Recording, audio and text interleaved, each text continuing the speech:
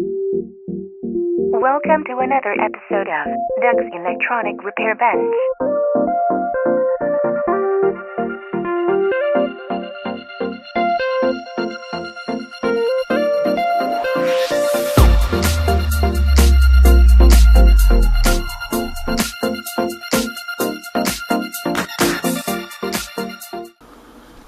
Hi, evening YouTube. Here with you this Sunday evening. It's about 10:30 in the evening. Girls' father picked them up. And they are gone. Home, I assume. Anyway, this video I'm making right here now is not going to be uploaded until tomorrow. I'm just getting a little preview of what I'm doing this time. And I just wanted to show you on this Juliette radio. I want to track down the hum. I'm not going to take this apart to do it. I'm going to try to troubleshoot it without taking it all the way apart. My plan is, since I know some obvious things from listening, just turning on the radio and listening to it. If you turn it on and you turn the volume down all the way, you hear the hum. The hum is present. So that pretty much, and that's not totally conclusive, but it pretty much proves that the hum is present in the audio stage, and it doesn't 100% relieve the radio circuits from having a hum, but it does mean that the hum is definitely in the audio output. Now I am going to hook up the signal tracer and verify that the radio portion of the radio is performing without a hum. So basically what we'll do is take at the volume control, there's a high side and low side. We will remove the high side from the volume control and hook that up to the signal tracer. Now at that point, if we get clear audio from it, from the radio, that will prove that the hum is in the audio only. And I really believe that's where it's at myself. I'm working without a net on this, basically, no schematic. So what I'll probably do is limit myself to trying to troubleshoot, if that's the way it turns out, if there's no hum in the radio itself. Try to troubleshoot the audio section as best I can without a schematic. I'm going to use the signal tracer. Somebody, I think Ron maybe had asked if I could do it with the scope. I still don't have a scope hooked up, and I'm not quite ready to use it yet, and so I'll probably not do that. So anywho, I do want to show you one other thing that I've got here tonight, made actually yesterday while the girls was watching a movie. I snuck in here and made these. Let me show you what that is. Hi, what you're looking at here now is the new test leads that I made up using the wire that I bought. This is the 20 gauge copper wire stranded, and you can see I made the leads to basically the same length as they were, and they are nice and flexible. And so I think I did test these, and they tested out each lead tested out to be 0.1 ohms on the fluke, on the good fluke I should say. So I think they're good. Don't see any problems with them, and that's what we're going to use from now on for the things that need that kind of connection. So pretty neat. I like those, and that will serve its purpose very well. One other thing I wanted to pass along, and I don't remember what I did with. Anyway, I don't really need to show them. It would be nice if I could, though. Ah, here they are.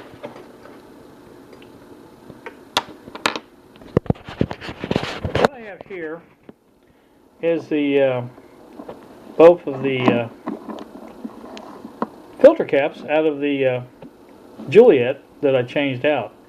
Now, I had mentioned that I hadn't tested these. Now I have tested them since then.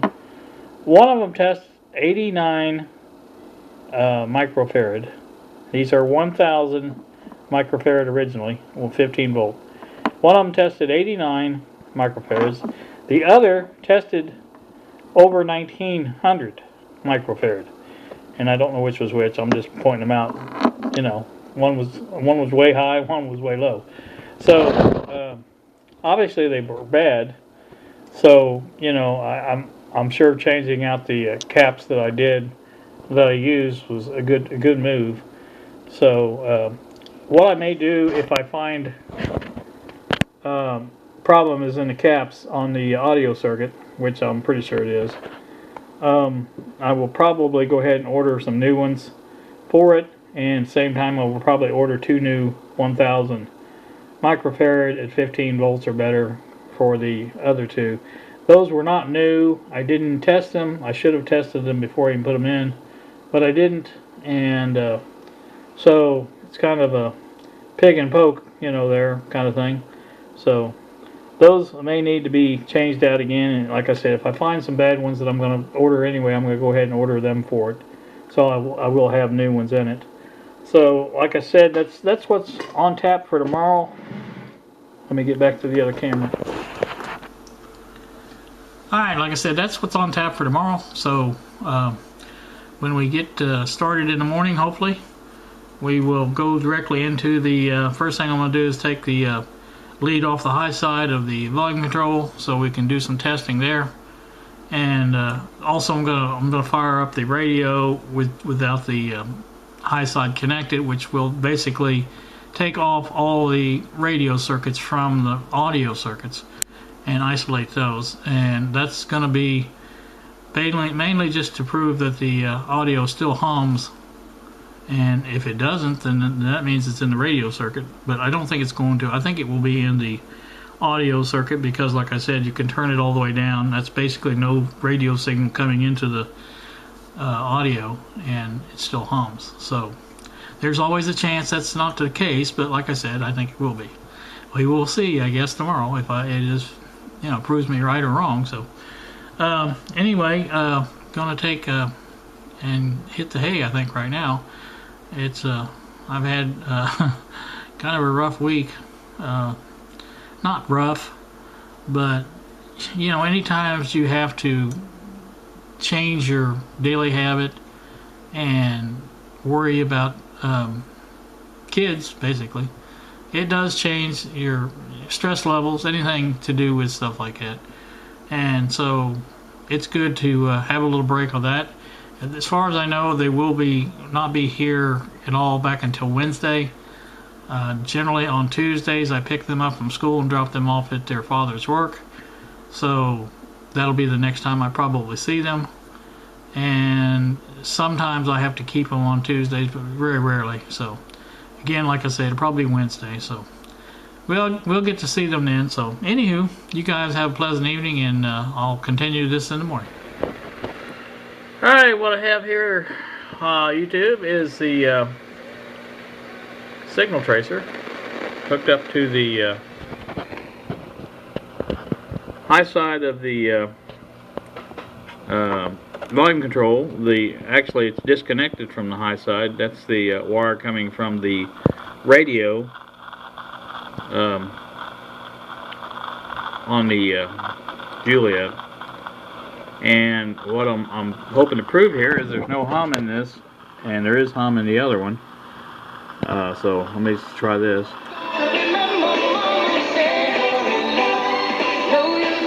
Now that's an AM station. Let me get another station here and see if we can get something so I can listen to it a little bit better. They are, it's in the virtual world, and often in an encrypted fashion. Well, that encrypted fashion is something interesting because, in fact, British authorities have said that the attacker in London had some sort of a WhatsApp message in the minutes before the attack, but they can't actually access it, so we don't know whether a message was actually... You can hear the hum over here. Pretty clear. And so that kind of proves the hum is in the audio. Because there is no radio signal going to the audio of this radio, so the hum has to be in the audio itself. So, like I said, this kind of eliminates the radio portion. You can do it without better cooperation. Now there is a hum, but there's a hum in the signal tracer. There's always been a little hum in the apps. My signal tracer, and also I noticed that I need to clean the volume control. You can see that's a 0, and I'm still hearing it. It's just real touchy right there. So this was never actually restored properly. When I first got this, the only thing I did was replace the filter caps in it because of the hum, and there are other caps that need to be replaced, and the volume control needs to be cleaned really bad, and it also has a spot down here on the corner that needs to be worked out a little bit, a little body work on it. So, you know, given the circumstances, I'm thinking the hum is purely over here on this radio anyway. So Washington University's program on extremism was really just talking with Anderson Cooper last night on 60 Minutes about this. Let's listen. Before, we used to be worried about these network attacks. Think of 9/11 with the hijackers training for years and then coming over here. Just to show you what I'm doing here, I'm turning this radio off. You'll see that is what we're picking up, is the radio from the... Where you have a number of individuals in Raqqa reaching out to Americans because we are picking it off Ohio, New York, and other places and saying, so here's the knife you should use. Here's the address. That is the conclusion I have drawn. So what I'm going to do is... Peter, I'm just curious, what do we know? It seems like in this probably take this apart again and see if I can tell where the hum comes into it.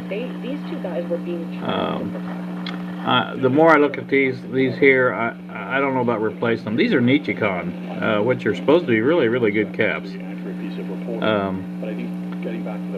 So I did count, I think, 10 other electrolytics in there that could be replaced to get rid of some of the hum, I think. And also discovered the operating voltage of this radio is around 6 volts. I think it measured 6.5 hooked up to AC. So that means that the battery compartment takes one of those, and I don't know where it's at. It was the one with the other. Well, with that radio right there, it's the one I put the AC adapter on. And no, I take that back. That's not the one. The one is in the living room. It's the one that's AC DC. It's the last one I worked on. The one that came in, it didn't have, it wouldn't work on AC or DC, and it turned out the transformer was bad and the had corrosion on the battery connector. So that's what the same type of connector it uses. So I could easily use that battery connector with this one if I wanted to. So, but anyway, I don't want to take a long time with this. The thing I wanted to point out mainly was the fact that I believe the hum is in the audio section. I do believe so. Like I said, the way to eliminate that would be to eliminate all those electrolytic capacitors. So that's probably what the next thing I'll do. If I do that, I may look at replacing that volume control too, because it does have a low threshold. I mean, and I noticed the same thing with this one. Really, it has a little bit better, but it seems to go up awfully fast.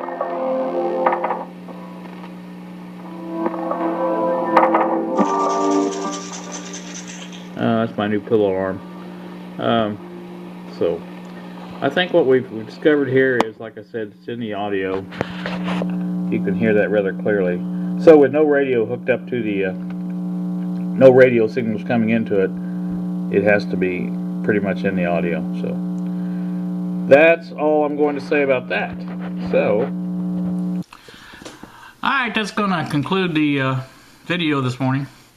It wasn't much, I know, but basically I found out what I wanted to find out. I think, as I've already said a bunch of times, the audio is the problem on this Juliette. I think that's where the hum is at. And if I had a clear amplifier that eliminated the hum, but see, when you turn this one on, even if it's not connected to anything, it will hum, this heath kit. So it's kind of impossible to eliminate. But see, the thing of it is, with this one, I don't know if you could tell it with the microphone on the camera, but I can in person. The audio is the hum is in the audio to where it will distort it just a little bit, and I didn't hear that under the heath kit. I heard clear, pure audio. It was coming out of the radio. The radio signal sounded good. So, I'm pretty darn sure that our hum is originating in the audio section. So, again, I'm going to go ahead and replace those big capacitors, just because if I'm going to the bother of ordering 10 capacitors for the rest of it, might as well go ahead and get those. Just makes sense. So, I will be getting 12 new capacitors, I guess. And I don't know when they'll be in here for me to change, but first thing I have to do is find out the values of what I need so I can order them. And once I do that, then we'll get on with this radio. But for now, I'm going to have to set it aside and work on something else, I do believe. So, anywho, this is weather outside is cloudy, not raining at the moment, but it's cloudy. So, not really sure what that means, but I do have a couple other things I can do in the meantime. I need to work on that fluke, see if I can get the calibration a little bit better than it is. And like I said, I plan to use the other fluke to calibrate it with. Mainly, I'm going to try the AC first and see how that works. I never did a DC comparison. I need to do that also and find out if it's DC, AC, and everything, ohms, the whole shebang. And we'll probably do that here later on today, maybe, or something. I don't have girls until probably Wednesday. I think I mentioned that already. So I do have today and tomorrow to work on stuff, so that'll be good. I think that's it. I keep trying to forget. I keep trying to remember all the things I wanted to say. Oh, this is so much for Bill, old 64 Goat. I am using the Kodak Playful for this, and I just want to say I don't understand why yours locks up. Mine doesn't. It doesn't make any sense. I have not updated the firmware in this camera. I've not done anything to this camera. This is the ZE1, I guess is what you call it. I didn't even look at the model number, but it's a Playful.